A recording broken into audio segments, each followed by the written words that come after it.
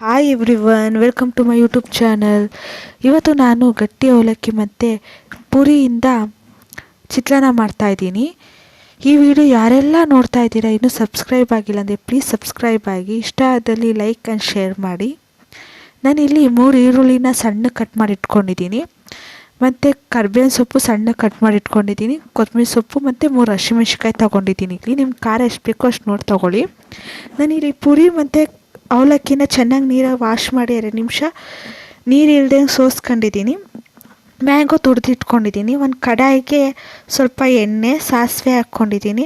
ಇಲ್ಲಿ ಕಡಲೆಬೇಳೆ ಮತ್ತು ಉದ್ದಿನಬೇಳೆ ಹಾಕ್ಕೊಂಡಿದ್ದೀನಿ. ಸ್ವಲ್ಪ ಹಸಿಮೆಣ್ಸಿನ್ಕಾಯಿ ಮತ್ತು ಕರಿಬೇವು, ಜೀರಿಗೆ ಇಷ್ಟನ್ನೂ ಹಾಕ್ಕೊಂಡು ಎಣ್ಣೆಲಿ ಫ್ರೈ ಮಾಡ್ಕೊತಾ ಇದ್ದೀನಿ. ಈಗ ನಾನು ಸಣ್ಣ ಕಟ್ ಮಾಡಿಕೊಂಡಿದ್ದಂತಹ ಈರುಳ್ಳಿನೂ ಹಾಕ್ಕೊಂಡು ಎಣ್ಣೆಲಿ ಚೆನ್ನಾಗಿ ಫ್ರೈ ಮಾಡ್ಕೋಬೇಕು, ಹಸಿ ಸ್ಮೆಲ್ ಹೋಗೋ ತನಕ.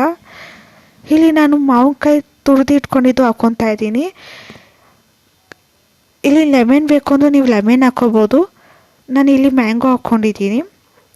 ಅದು ಚೆನ್ನಾಗಿ ಫ್ರೈ ಆಗ್ತಿದ್ದಂಗೆ ಇಲ್ಲಿ ನಾನು ರುಚಿಗೆ ತಕ್ಕಷ್ಟು ಉಪ್ಪು, ಸ್ವಲ್ಪ ಅರಿಶಿನದ ಪುಡಿ, ಒಂದು ಸ್ವಲ್ಪ ಚಿಲ್ಲಿ ಪೌಡರ್ ಹಾಕ್ಕೊತಾ ಇದ್ದೀನಿ. ಅದು ಚೆನ್ನಾಗಿ ಮಿಕ್ಸ್ ಮಾಡ್ಕೊಳ್ತಾ ಇದ್ದೀನಿ.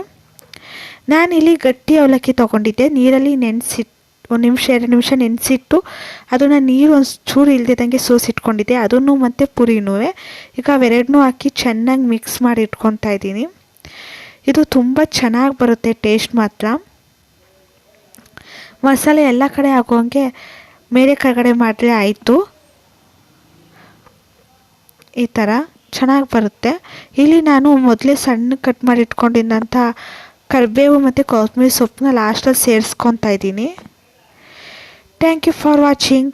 ಈ ವಿಡಿಯೋ ಇಷ್ಟ ಆದಲ್ಲಿ ಸಬ್ಸ್ಕ್ರೈಬ್ ಮಾಡಿ, ಲೈಕ್ ಮಾಡಿ, ಶೇರ್ ಮಾಡಿ.